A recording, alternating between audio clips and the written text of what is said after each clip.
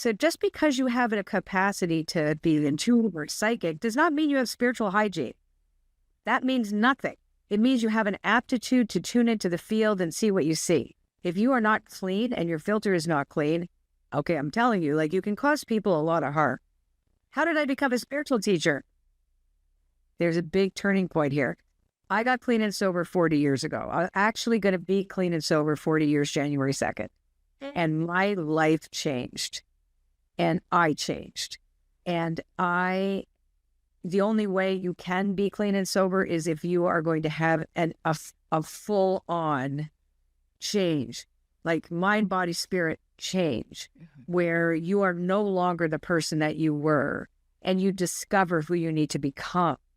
And it's been a lifetime of healing and of service because I got a second chance.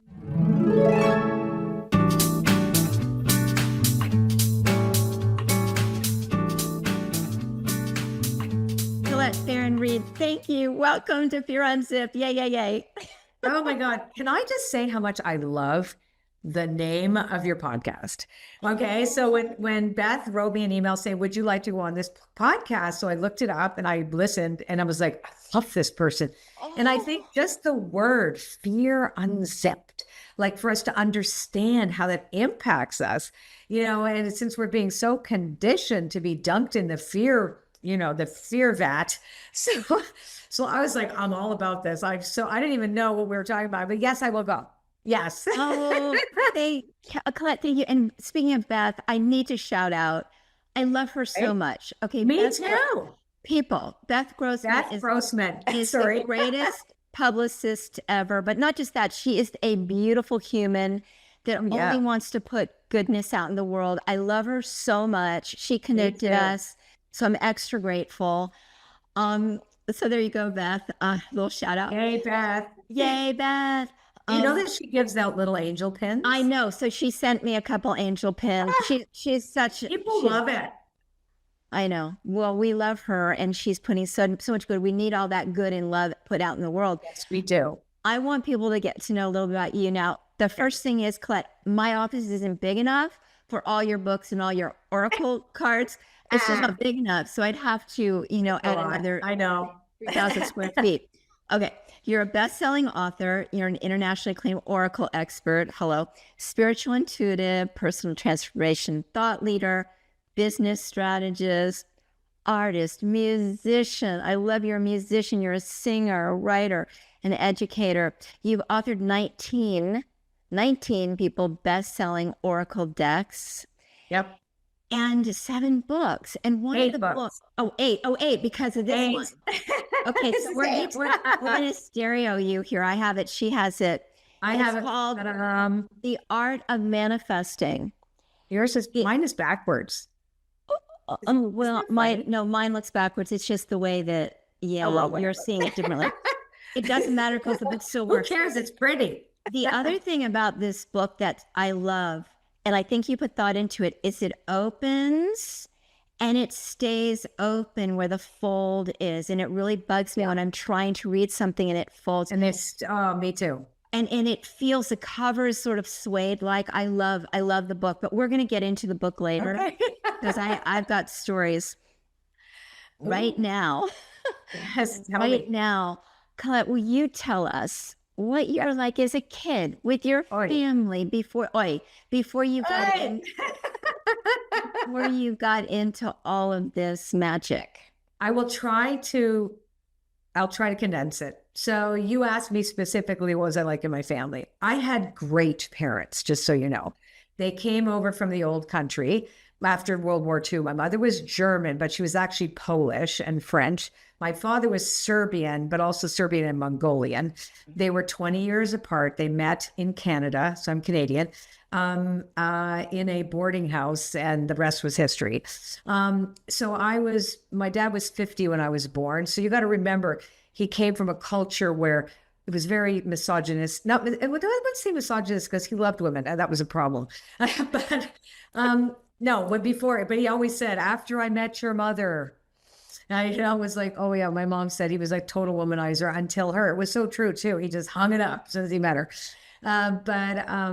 Yeah, so they're very, very strong personalities. My mother actually was supposed to go to medical school, but ended up getting pregnant with my older sister, and then found out my dad was actually married, and he didn't tell her, forgot that part because it was a woman in former Yugoslavia, and so he had to get it annulled, and then he married my mom, and so I was born because we found that out after both of them died. We didn't even know any of this, right? So anyhow. What was I like? So I had this capacity to know beyond to know something about other people was available to me that I shouldn't know since I can remember. And so the intuitive piece, and by the way, every single human being is intuitive as part of is part of the human makeup, but I had no boundaries about the information, that we share in the quantum field. I mean, there really is. It's an information zone. It's a web of connection. And I tapped into that since I was a kid. What that did for me was make me feel different. I didn't feel safe all the time. I also had emotions that I didn't know were mine. I was very anxious. I was very rebellious. I was very loud. I was always sitting outside since I was 4 years old, being kicked out of class because for talking too much with my friends. So I was always on the floor outside the schoolroom. I was very troubled. But I was also very creative. I had a nanny, Mrs. Kelly, who was Scottish, who was a psychic. Now, my mom loved psychics, but I was supposed to be a lawyer. That was what I was going to be since I was born. Never mind this, never this, that. No. Right. So, but Mrs. Kelly recognized my ability. She knew I had it and told my mother. I remember sitting in the dining room and we had one of these swinging doors. And she said to my mom, with a very heavy Scottish brogue that I used to be able to do, but now apparently it's very bad. You're not allowed to make accents happen. But, in the past, I was good at it. But anyhow, she was saying she has this sight. My mother flipped out on her. She's like, no, don't say this, blah, blah, blah. And I'm like, why is mom arguing? I'm the only one in the family that doesn't wear glasses. And that she's saying, I'm not going to wear glasses. That's what it meant to me. Like, what's wrong with that? I have sight. I can see. Right. So that was the first thing that I remember. But I'll be honest, there's like a number of things were going on at the same time. So my parents put us they anglicized our last name and wanted to put us into WASP society. I did not know, and I had these recurring nightmares of people being burnt in ovens and a skeletal looking man crying at a table and these naked, skinny people. I'd never seen a naked person, but it was the first time in a dream I saw that some people had little dangly things and others didn't. Right. And how old were you? I was 3, 4, 5, like recurring before I went to school. And it all kind of started, I think it started happening after I had really severe rubella. Like I had that, a really severe illness. And then after that, I would have these weird dreams. But anyway, I did not find this out until I was in my mid-20s, and my father lost all the family's money because he had built up a beautiful business and became quite wealthy. We went to a private school where I never believed I belonged. And that's a whole other story. But so my mom had a couple of drinks and she had bought me a cross. We were raised in an Anglican church because that's where all the wealthy white people went, right?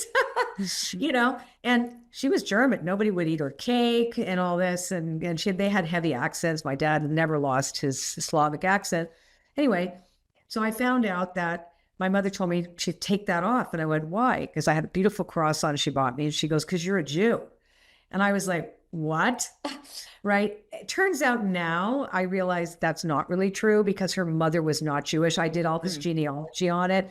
But her father, who was not named on the birth certificate, was a French Jew, part of the French resistance movement, came to find her after her mother was killed by a bomb to take her back to France. But the SS picked him up at the door, and the Christian family that took my mother in, that worked for her grandfather, they're part of Albert Speer, the good Nazi, his he hit all these, I don't know all of it because I can't find all the pieces, but anyway, he was picked up and sent to a concentration camp. My mother was hidden in a closet and she heard them tell the SS that my mom was dead because like they saw them coming to the door. So my mom kept that her whole life. obviously felt terribly guilty. That's the survivor's guilt, right? So for most of her life, she was making really close friends with all the Jewish families in the neighborhood kind of thing, and never told us anything until then.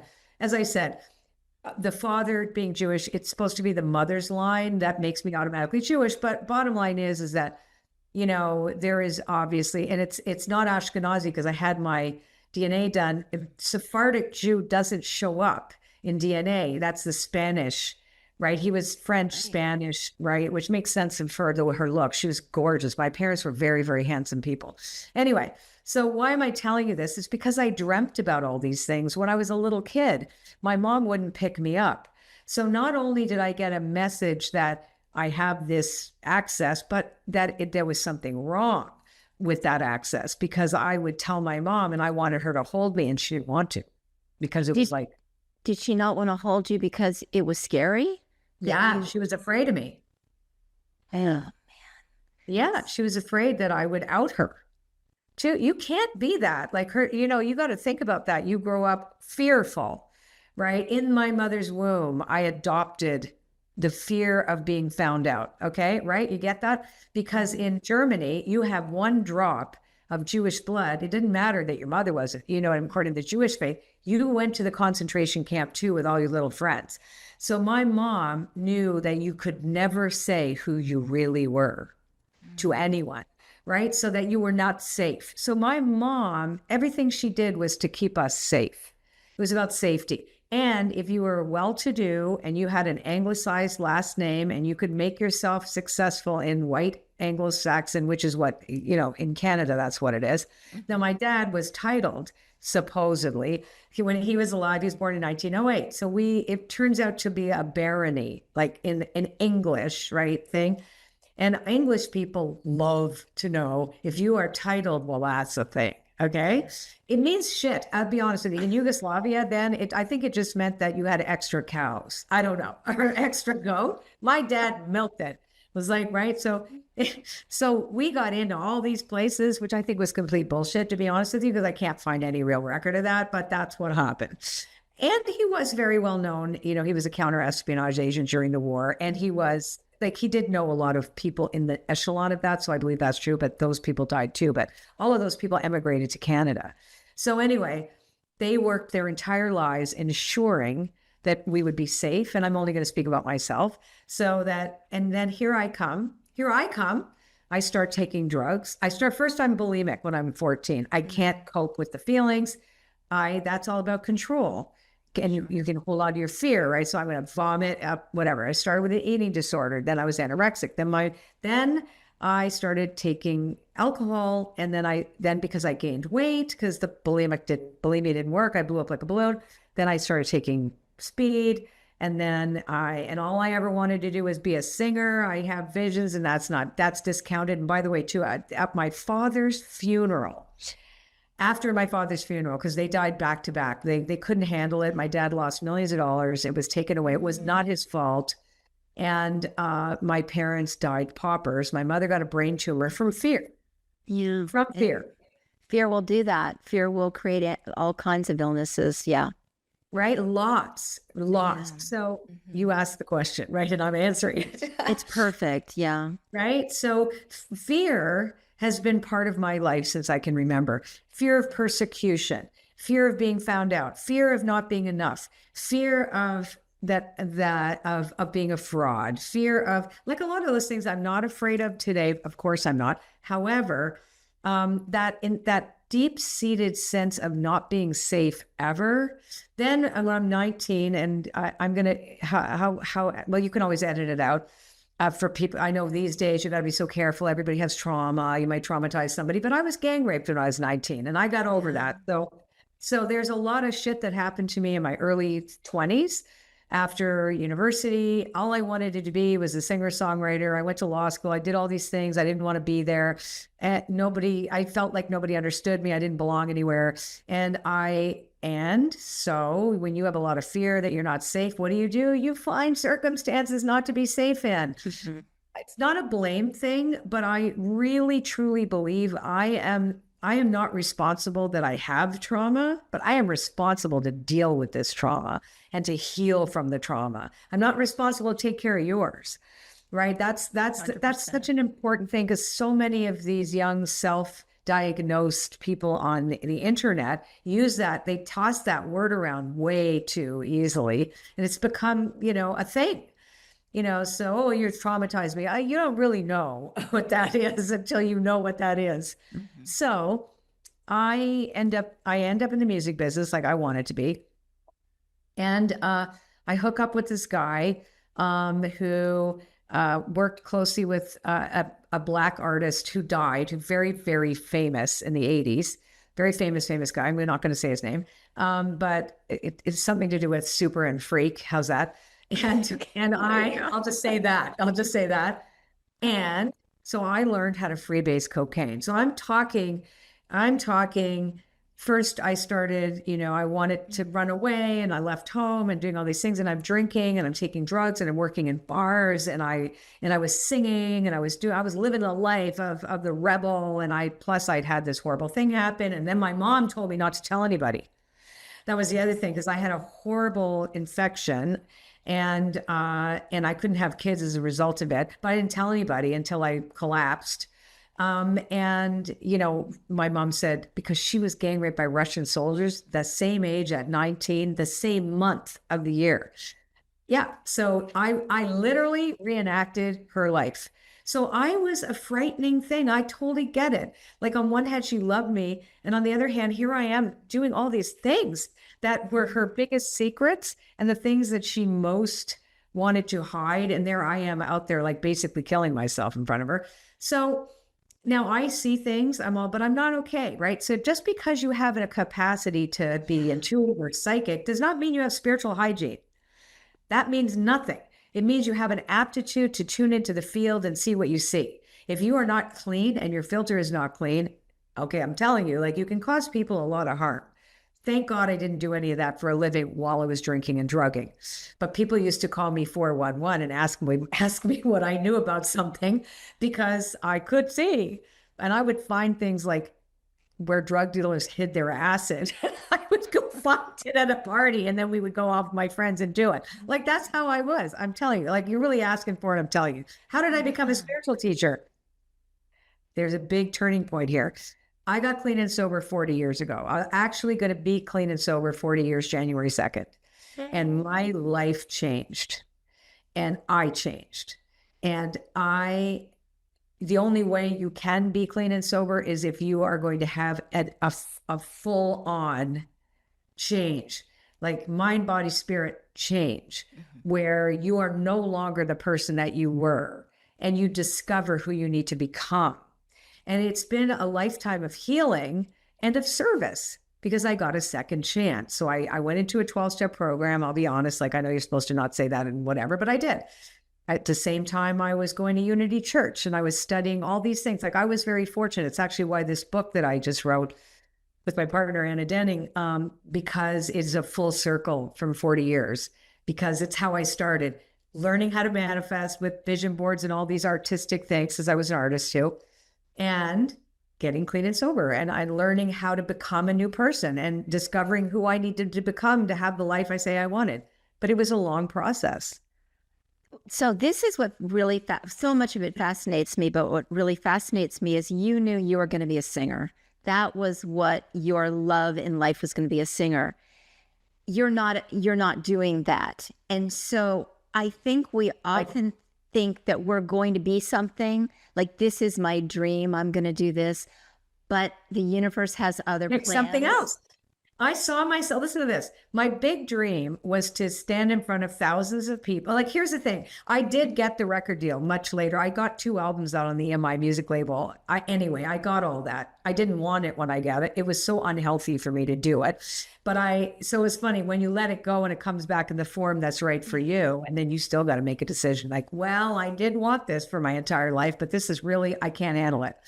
So I had to quit it. But And the other one, I've been doing, this was my day job, doing readings and doing little workshops. And every time I had this big spiritual epiphany, I thought, I want to share this with other people. And I was really good at teaching. And then I went and studied Jungian psychology and Tibetan Buddhism. And I've been constantly studying and learning and sharing. And this was kind of, and I used to tell people, oh, I don't really do this. I'm really a singer. So here's the deal. The universe will, so I did get one of my big visions. One of the daydreams I had was that I would be I'm from Toronto. So that in Toronto, there's a place called Massey Hall. It has the best acoustics. All the best bands in the world have been there. And it's the most exquisite place to sing in Massey Hall is to be, it's like it's the pinnacle of your career is to be in there. So that was my dream, was to sing in Massey Hall. And I would see myself and I would visualize this. I would rehearse seeing myself with a microphone. But here's what I wanted from the singing. It wasn't the singing.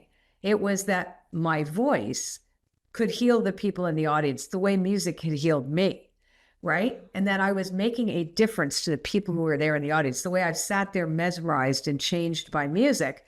So years later, Hay House, of course, signed me in 2005. So I've been with them for 20 years. And I had an album out at the time, and I had to kind of make a decision like which to go with, because I'm like, who's Hay House? I wasn't planning on writing a book. What the hell am I doing here, right? So, because I never planned anything. And this entire career is not, it's been literally, I've been following the crumbs. I've been like, okay, what's the next staircase? What's the next stair I'm supposed to step on? Okay, but what about this one? Wait. Okay, no, okay, fine. Right, so anyhow, they book the I Can Do It in Toronto. There's 6,000 people there. There was 3,000 people in the audience the day that I went on stage for my 2-hour session. And it was in Massey Hall in Toronto with a microphone in my hand. It was the new Massey Hall. It was called Roy Thompson Hall. It's called the new Massey Hall. And halfway through my talk, I'm like, oh my God. I manifest. But this is what I'm here. This is chills. This is the true manifestation, because the form, the attachment to form is the biggest issue, and it causes people a lot of fear when they see it doesn't work. Yes, it does. It always works. It always works. It's just the form may be very different than what you think it's going to be. So that is such an important thing, I think, that for us to talk about is that we have that vision of, oh, I'm going to be a singer, an artist, a teacher, whatever it is. Yeah. And it doesn't and no matter what we do, we get just there, but it doesn't quite happen. What's wrong? This is what I'm supposed to be. I know this is my mission in life. And for me, what I learned, because I had a PR firm in the entertainment industry for a long time, never did I think I was going to be doing a podcast. I mean, this is just never. I know that about you. But you know that. So you know how the messaging came in. Even the name, I thought with my guys, nope. Fear Unzipped. Come on. I just said, nope, not calling that. Fear is not a good word. It's scary. And they had to say, no, you're transmuting. Fear is just a word, like hamburger is a word, But I think for all of us, what a great lesson to learn, if we take nothing away other than this, is that listen to the signs, watch the breadcrumbs all around you. You're being guided every single day. Yeah. And it's important that you know what, like, that's the other thing. Like, I talk about rehearsal because we're always broadcasting into the universe. And again, call it what you want. Quantum field. I have a spiritual life. I believe in God, but not the God of religion. That's God to me, right? I have a great relationship with the God of my understanding that keeps me clean and sober, that I also understand and not understand, because I don't think anybody totally understands, but we do have evidence now, scientific evidence, and there's some gravitas to this. It's no longer this woo-woo idea.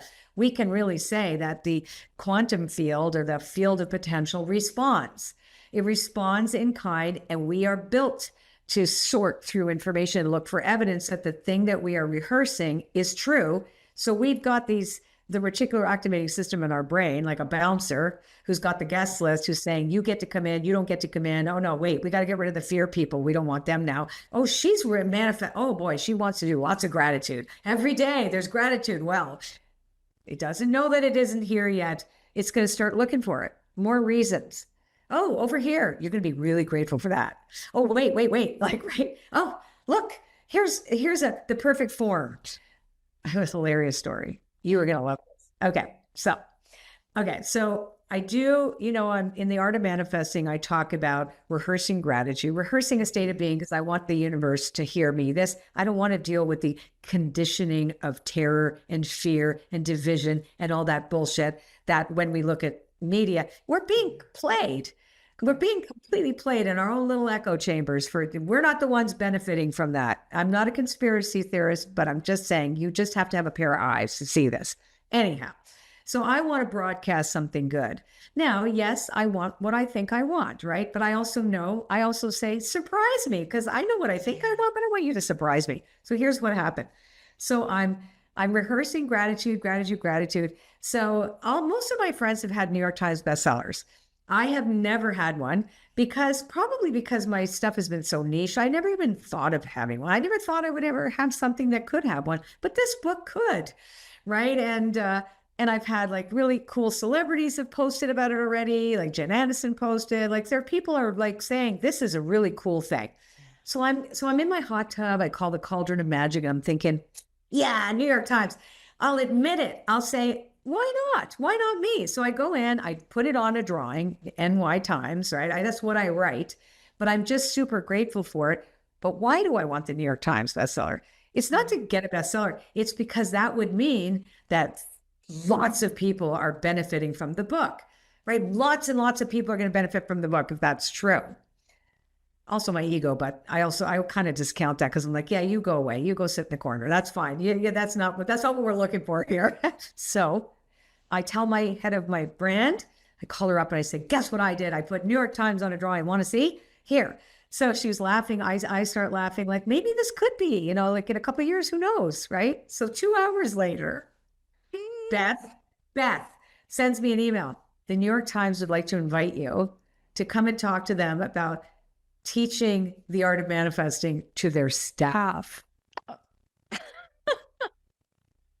you believe it? Yes. Oh my God, this is even cooler. It's better. It's absolutely better. And I think that's what we need to learn. Yes. I'm learning is we have a finite picture of what it's supposed to be, but what actually happens is even better. Because it's also right-sized for me. That's perfect for me. I'm like going to be in a room with their staff, whoever wants to come. I'm flying there mid-February. I'm allowed to invite people because it's online. And I'm like, and I told them as soon as I got there, I went, I need to tell you that I manifested you. And I need to explain to you how I did it. And they had the book. And he's like, yeah, it's so weird. I was thinking, the book was on my desk and I was looking at it going, I'm going to write Beth a note. And then she wrote me the note and I had just been did the drawing. Now, who knows? Is it that I tuned into something that already happened? But I will tell you that, yes, of course, people expect me to have things, but I teach this in my mastermind. I teach this in small workshops, and the attendees come back and say, you're never going to believe what happened. I did the drawing and this thing happened. Different than I expected, but exactly what I needed. So I think you're left now about a New York Times bestseller. I got the New York thing. and that'll probably come to you. So I mean, it doesn't matter. It doesn't matter. Okay, so this is my story with the art of manifesting. So I didn't know about the book yet. Okay, and I had a guest on. His name is Brian Grijalva, and he's a medical intuitive, beautiful man, beautiful man. And he says, if you're an empath, it's really important that you find places to be creative because you're picking up on things all the time, right? So, and I'm an empath. I pick up, that was my thing all my life. I was always picking up everybody's energy. So I was so anxious. And I wasn't a loudmouth. I was shy and timid and just like in a corner. And so I thought, one day I ordered from Amazon, I ordered a sketch pad and I ordered some acrylic pens. And I thought, I'm just going to start doodling, So every day I'd make these when I felt doing a podcast, there's a lot involved in doing a podcast. I know. It's not just, I quit it. because it Too much really work. It's full time. It requires a lot, and your integrity. I mean, my integrity has to be at the very top. So when I'd be working, I go, okay, I can't. I'd pull out the sketch pad and I'd start drawing, and my mind would just go into this space, this beautiful space. And I was not putting an intention in there. I was not trying to manifest. But what did happen was Beth came into my life, and then Beth tells me about Colette, who wrote this book, The Art of Manifesting, which I have been now doing. Like, I've never done this before. I've never sat down with a sketch pad and done this. And I'm reading your book and I'm going, holy crap, this is what I was doing. But what you teach, which I love, is that you have this energy ball above the paper. You're infusing your piece of paper with this intention. So this was my... Well, that's fabulous. I love that. Well, I don't know if it's fabulous, but anyway. It is fabulous. What are you talking about? But to me, there's a lot of energy in it and a lot of movement. That's what I mean. It's fabulous. It's got all this energy. There's a lot of movement, and I feel like it brought you to me. Oh, wow. So that's funny. I was thinking while we were talking, I'm going, I wonder if she and I are going to do something together. This was so weird. Well, I'm totally, I'm in because I love. We could do Fear Unzipped Manifesting Mondays. I don't know. I'll do anything. That's for later. We'll talk about that. Yeah. But what I really want to get across is that when we are in fear, as you know, we're in fight and flight and freeze, and we're paralyzed basically. And so somebody once said this, and I don't know who said this, and I don't even know if this is scientific, but the helixes of the DNA start constricting when you're in fear or terror. And there's no flow. So whenever I'm feeling that intensity, I think of my DNA, and I think of the helixes kind of loosening and letting flow, letting the river go through it, letting the blood go through it, letting me manifest it. Like this feeling that as you draw, like it's really just kind of that's an intention right there. And by the way, you did doodle with intention, right? Because you chose to get the paper, you chose to get the pens, and you chose to tune into that and get into the flow state. That's what you chose. Colette, I had no idea it was going to lead me to Beth and to you. That's the magic, the gold at the end of the rainbow. And that's what I want to share with people. If just follow your instincts, follow your intuition. It's real. But if you hear voices, somebody kind of guiding you and whispers through your ear, just listen. And it's certainly how this podcast came to be. And I realized the squiggly lines in there, I'm all about frequency and energy, and it's the frequencies going out. And I believe that if I put out frequencies of love, which I try to do every day, it'll come back. The world, that it's quantum and it's going out, because I can't solve the world's problems myself. There's too many. One of the best books I ever read, and I had the beautiful opportunity to meet him. He passed away. His name is Michael Talbot. He wrote a book called The Holographic Universe. I think he wrote it in the 80s or the 90s, other than 90s. Anyway, so he talked about how the world, the quantum field, is really a hologram. So it's not linear. We have to speak in linear terms because that's how we understand the world. But the truth is that if we become that energy, we become the frequency. And then what we are then reverberates, and we see the reflection of what we are. And I think Wayne Dyer was one of the first people that said, we don't manifest what we want, we manifest what we are. Right. And if we're anxious, and I think that's the thing. And I think that's another reason why it's so important. Somebody said something to me, and I only spoke about this once, but I will talk about it today because I think it's important. Cultures can be entire groups. People that are marginalized, for example, are taught to be afraid. Right. And it's like my mom, I don't know the first thing about being a person of color or people in the really marginalized groups, say in America or wherever, right? But there is a message in there that it's not, you can't be comfortable, like, right? So you have to stay afraid. And there's so much trauma, ancestral trauma that makes it harder for people. And it is harder because you start at a different space, right? You do. And you have to acknowledge that. So during the pandemic, I was super triggered over this one meme that was or just before that, like, did you really manifest that? Or was that your white privilege? And I've realized now that it's true. It's not to privilege to belittle white people. Do you know what I'm saying? It's that you're correct. That's scientific. That if you are raised in a culture that says you are better, or that where you're entitled, or where you believe, why can't I have that? It's easier for you because you're already set up that way.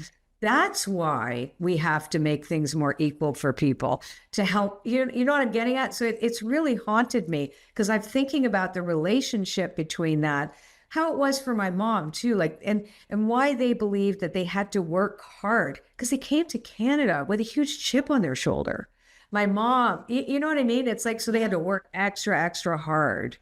And I'm like, but in our own modern culture, these are the kind of things like, again, I just brought that up because in the book, we address that because it's, we all each one of us has a different story. And for some of us, it's a lot easier. I have a friend who was raised with a silver spoon in her mouth and totally expects to have whatever she wants. And she gets it.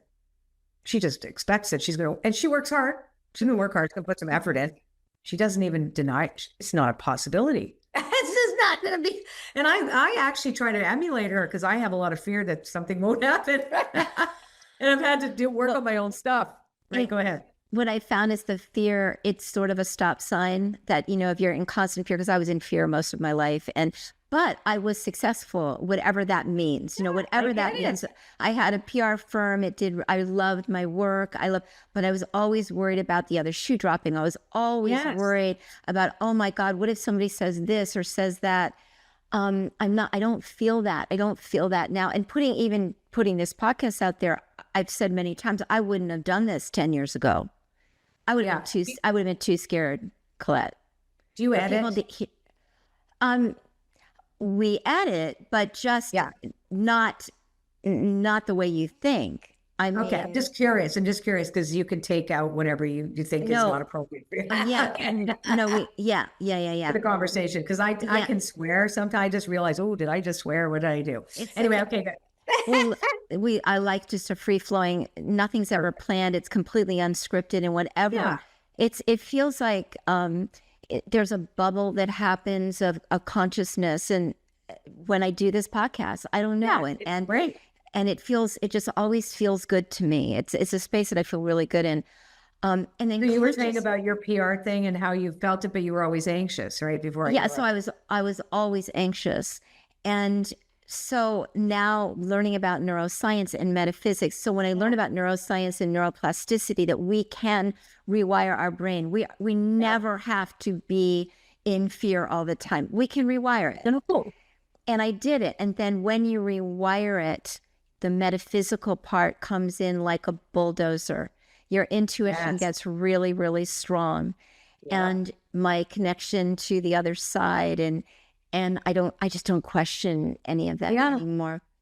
But I think what you just said underlines what, there's a level of belief that, because of my background, I can't have that. But that's not true. It's if you can rehearse a different state of being without having access to, like, you are the resource, is my point. Mm-hmm. All of a sudden, it doesn't matter where you come from. Doesn't matter at all. That you would never, been around opportunity, et cetera. So you can create extraordinary things if you step away from the conditioning. Like, it's literally, that is the truth. You can rewire your brain. You can see yourself completely differently.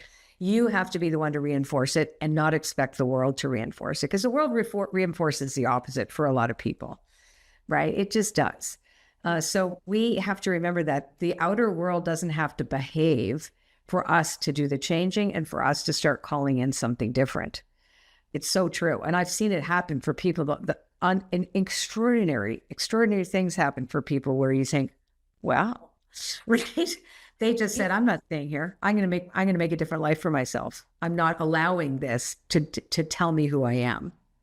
Yeah, I find that those people to be incredibly brave and strong, because it's really easy to go down the victim path or just say, oh, this will never work for me. But those people that do it, you know, this old story of Nicolas Cage writing the $1 million check to himself, and then that it wasn't Nicolas Cage. It was, what's his name? It was the comedian. Oh, I thought it was Nicolas Cage. Oh no, it was the comedian. It was, who was the one that he's got a very rubbery face. He's the Grinch. Oh, no, him. Yes, Jim Carrey. Sorry, it's Jim Carrey, not Nicolas Cage. Yes, 100%. He had nothing. He was turned down for everything.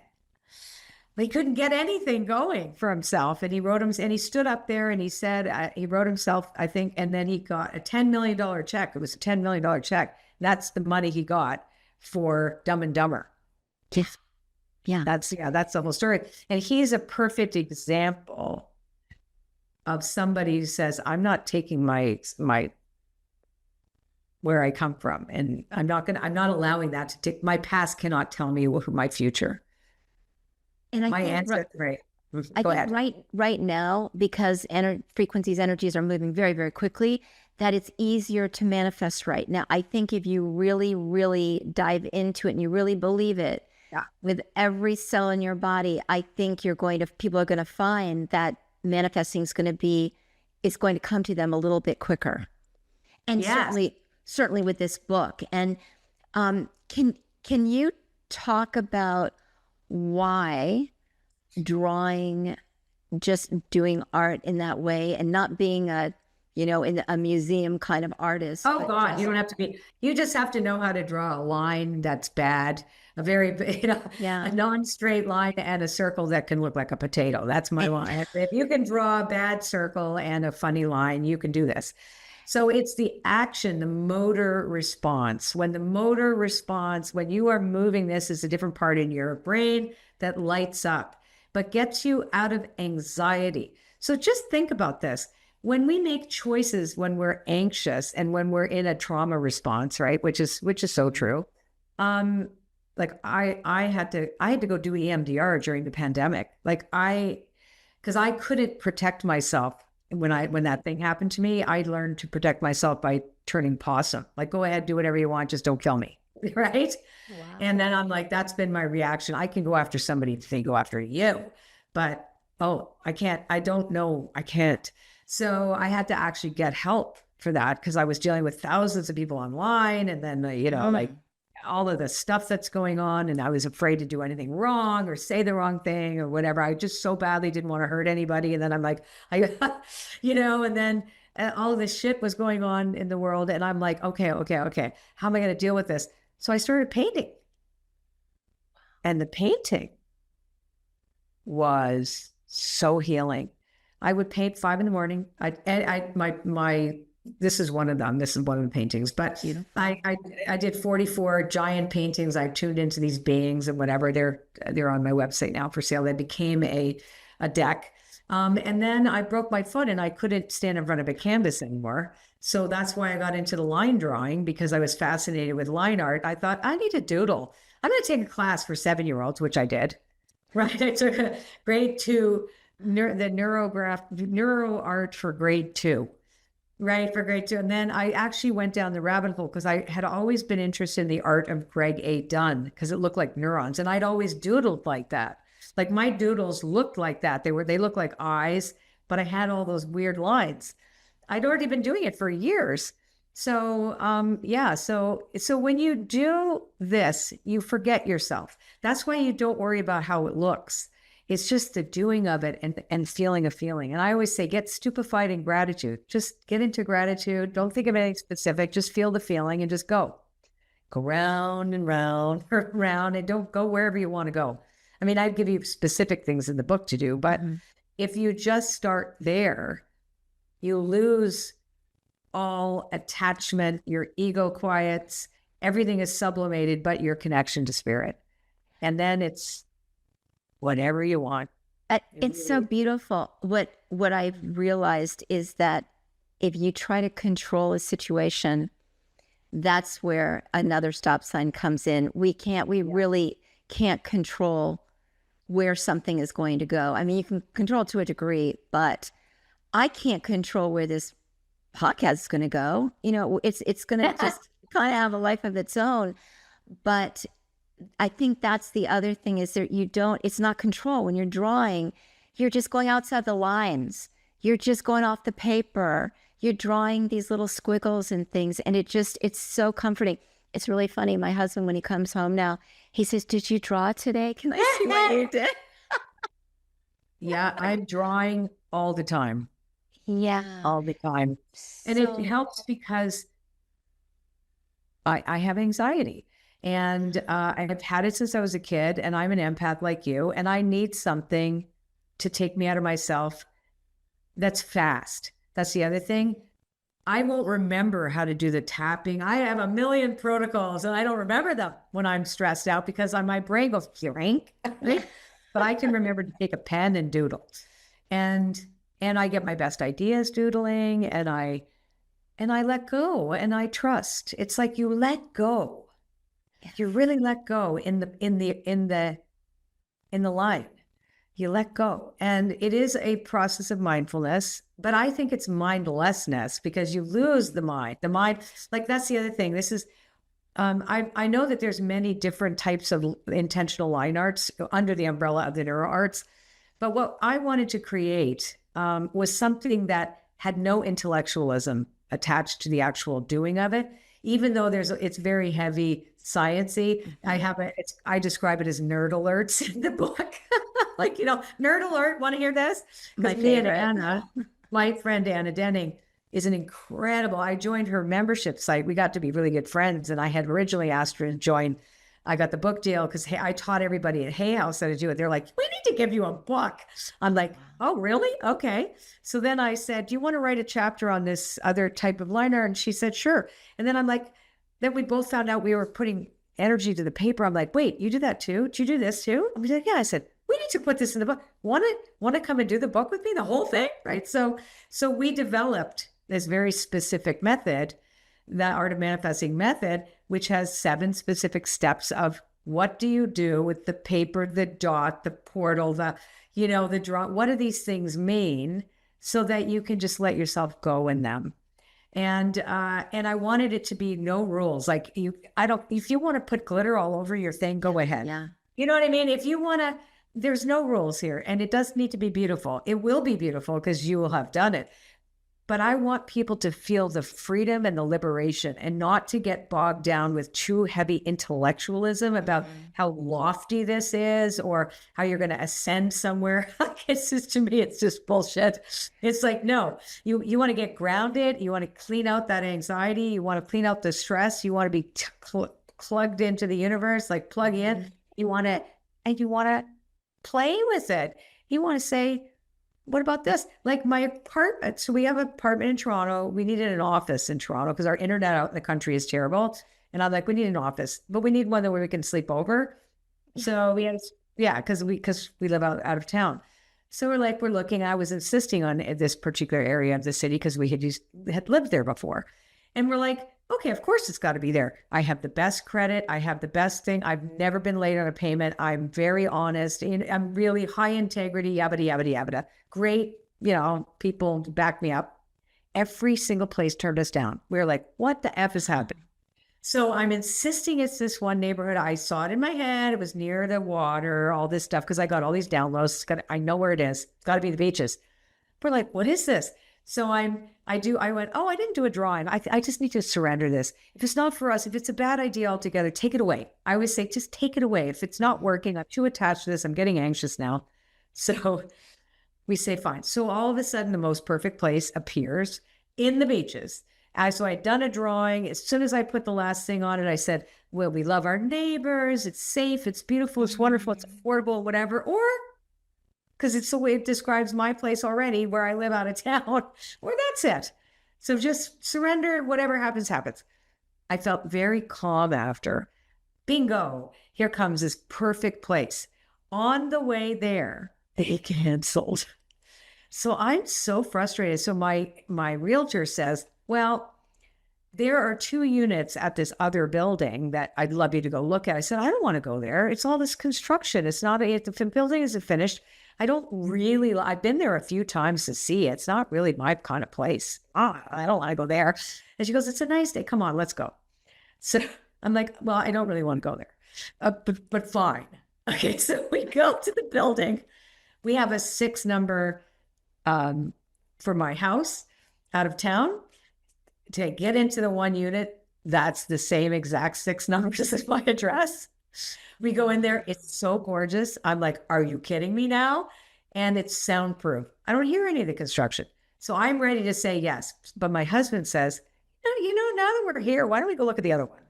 I went, I'm really confused now, right? So I'm like, okay, the universe is picking this for me. I'll live with the construction. So we go to another one. Not only can you see no construction, but all you see is the water. It was smaller. It was more humble. Okay, it was true.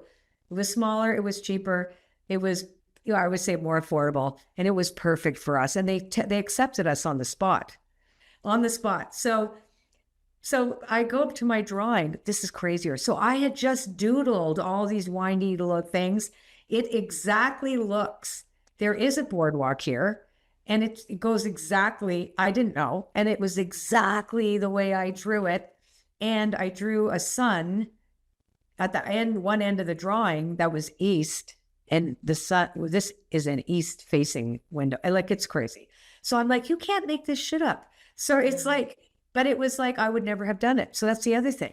How often do we say, no, that's not what it looks like. That's not good enough for me. I don't want to go there. That's not for me. I said no to my guides for the podcast. I said, absolutely not. Nope. And then there were just too many signs. I just said, okay, this is getting too obvious. I really do have to do this. What a great story. That's the magic of life. And I like to wake up and just go, what magic is gonna unfold today? Because and how do we serve?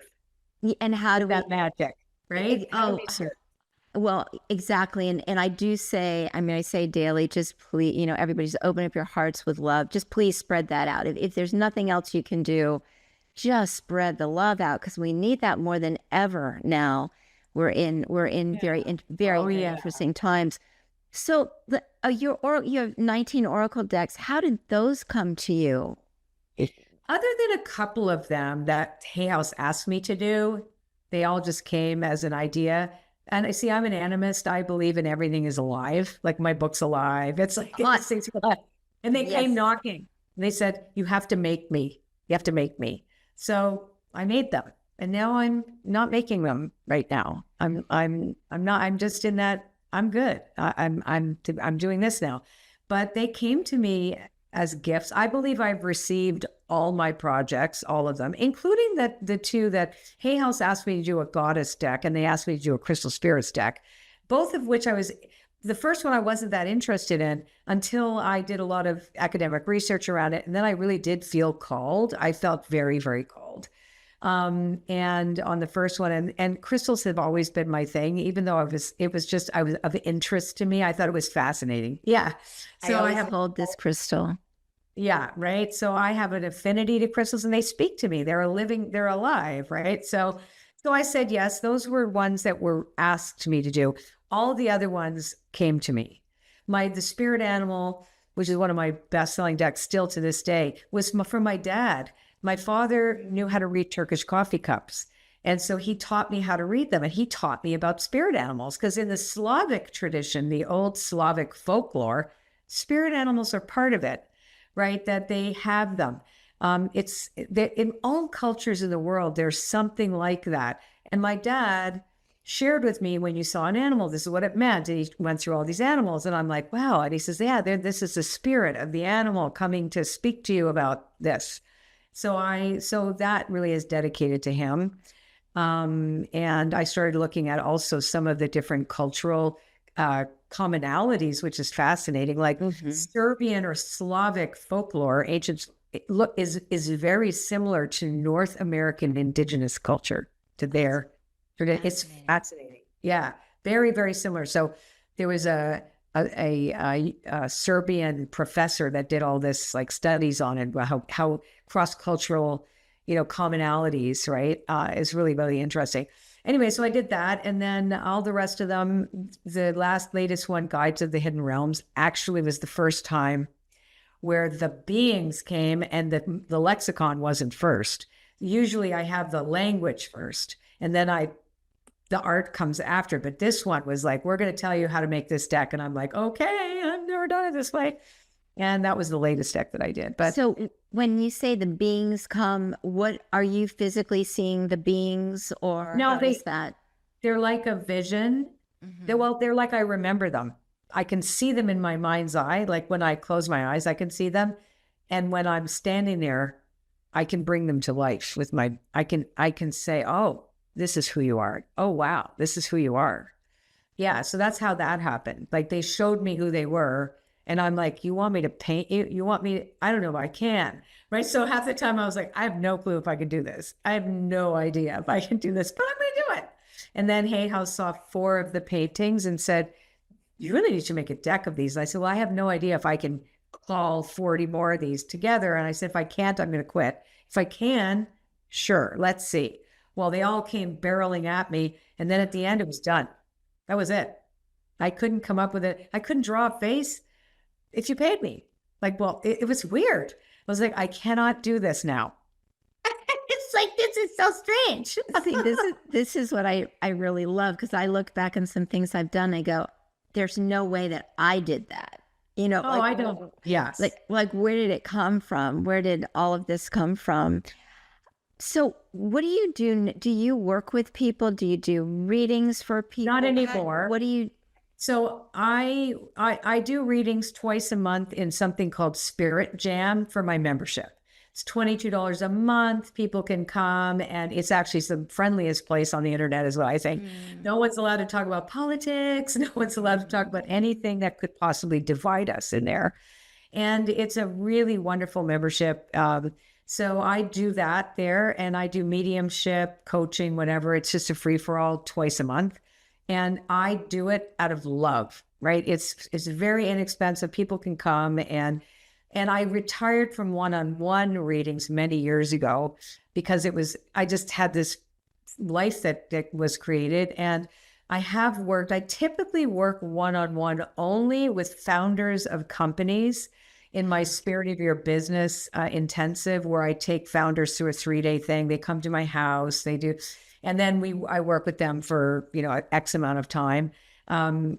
But they're only going to be people who have top-down influence, that people who are looking for a more spiritual approach to serving through a corporate business, or through, you know what I mean? Like through where they touch a lot of people. So far, I've had a coach with $100 million business. I've had, people in the entertainment industry, interestingly, whose names will remain nameless because, yeah. But so I've worked with them, in big companies. So I still do that. That's very time consuming. So I might just do one client like that a year. But most of it now is in my courses. I certify intuitive coaches. I work in my Spirit of Your Business course. I have a personal transformation course that's 10 years old now, called the Oracle School Experience. And I have a mastermind called the Dream Quest Mastermind. I take 22 people, and we go through, a very organic process. And we do 2 events together. So that is one of my favorite things, because it's people, and that's for people who are in transition. It's expensive. So it is exclusive. I know people said, oh, it's so elitist. Well, it's not. I have $22 and I have $20,000, right? So, or $50,000. And I do a lot of charity. I have this big life so I can help other people. Yeah, no, that's a beautiful thing. What would you say to people if they want to hone their intuition? Okay. So I would say, come to my website and just join. Like, come and join, get the free stuff, try Oracle card a day, because that's like going to the gym, but do the art of manifesting, because it is like going to the intuition gym. Learn to doodle. That'll like, I'm telling you, you start noticing things that'll blow your mind. Just do this. right? Do this and learn to pick a card every day. Just go to my website for free. So it's ColetteBaron-Reid.com. If you want the free course on the how to do the book, it's ColetteBaron-Reid.com/book. There's like a whole thing there. Yeah, I have so much free stuff. And come and learn. I love it. Is there a story that sticks out in your mind of working with somebody that you just, even you went, oh my God, how is this even possible? And I'm sure there are so many that it's hard to even. I don't know. I don't know. How is this even possible? It's really mediumship that I say that with, because I do mediumship. I had a TV show as a medium. Mediumship is something I feel like I get to do. It's not like I get like, right. It's like, wow, this is my gift. Like I'm doing an event. I do mediumship and I'm like, I can't even believe I get to do this. Like, how is this even possible? Like for me, it's like I'm in awe that I get to do it. And it's mediumship where I have the biggest ahas, where I'm in absolute shock. Like, how is this even possible? Yeah, but it is. It is magical. So last night I had this dream, and this man's name was sweetest little dog. She's holding the sweetest little dog. He's very needy. Pomeranian. Oh, he's so sweet. And this name, it was Donald Murray Taylor. A very specific name. It came over and over and over in my dream. It didn't stop. And then I thought, oh, I'll remember when I wake up. In my dream, I'm talking to myself, and I woke up in the middle of the night and I wrote the name down. And then I go to the computer and say, is there such a person? Well, I found two people. One was in the UK. He was a pilot or something. He was born in 1911, I think it was. And there was another gentleman, I think in the United States. And I thought, he's definitely trying to reach me to give a message somewhere. So I'm just maybe a listener. Does that name? You don't know, right? Maybe today somebody's listening to our show and going, oh my God, that's Murray Taylor. Yeah. And that's called a Cledon. So an innocent oracle where you are delivering a message and you don't know who it's for. And somebody hears it and goes, wow, that's my grandfather, holy moly. Or like Colette's talking about something that's exactly what it went when I went through, or all these things. When you overhear something, that comes from the ancient Greeks. For 1400 years, they believed that the god Apollo was delivering them messages innocently through people that didn't know they were giving them messages. So he was using people's mouths. We would hear it as a song on the radio or on a podcast or something. So yeah, who knows who you're supposed to talk to? No, that's going to be really interesting. I think that's going to unfold.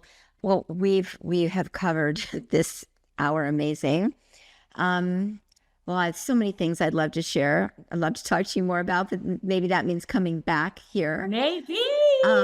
I did want to say this quote of yours, which I really love. When you align with your true self, life begins to cooperate.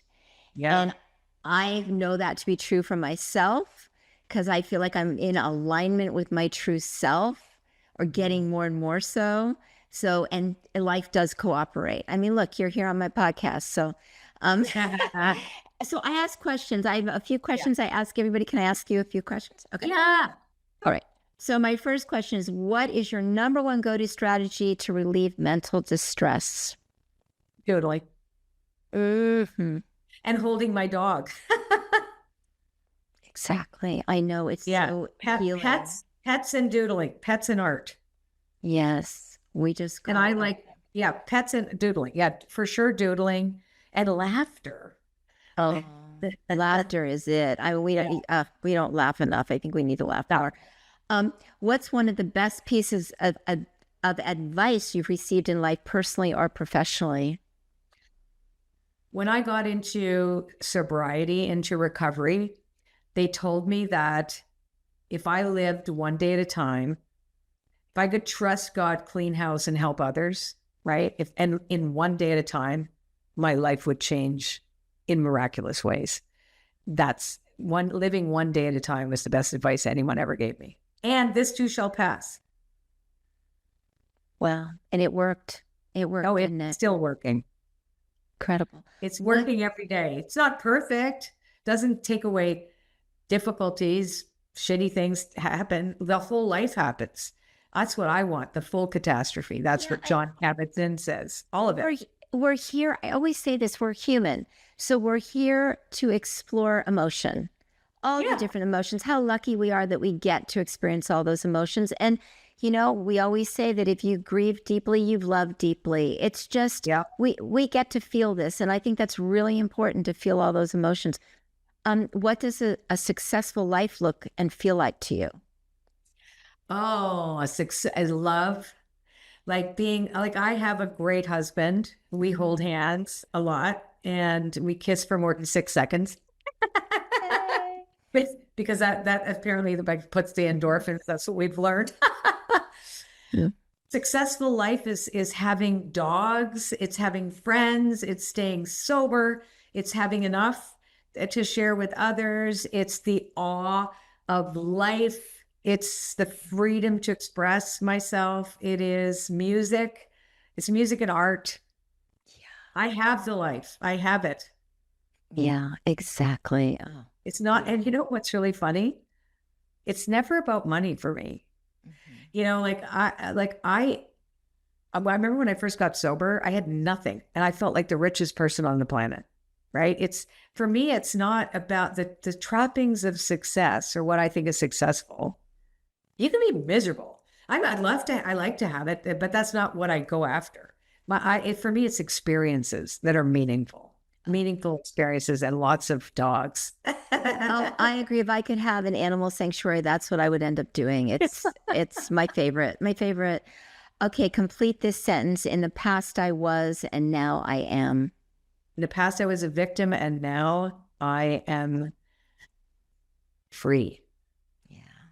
There you go. There you go. We'll drop the mic on that one. Oh, Colette, it was so great having you here.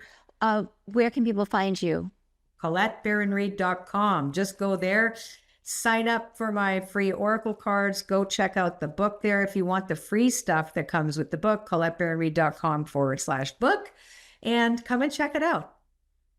Perfect. I told a friend of mine I was going to have you on. She goes, "Oh, I have her decks. She's the best. She's the best." Oh, thank you. Thank you. Oh, I feel very grateful. You know, like I got a second chance at life. Yeah. I really did. I don't take it for granted. No, I don't. We can't. And I mean, I feel the same way. I feel so grateful just for my health, for my friends, my family, this podcast. Yeah, I really do. I think it's really important.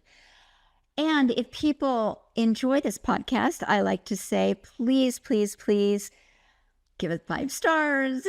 Yay, we're going to. Send testimonials. It just, it helps a lot. I didn't realize how much that helps. Comment. You don't have to agree with everything that was said either.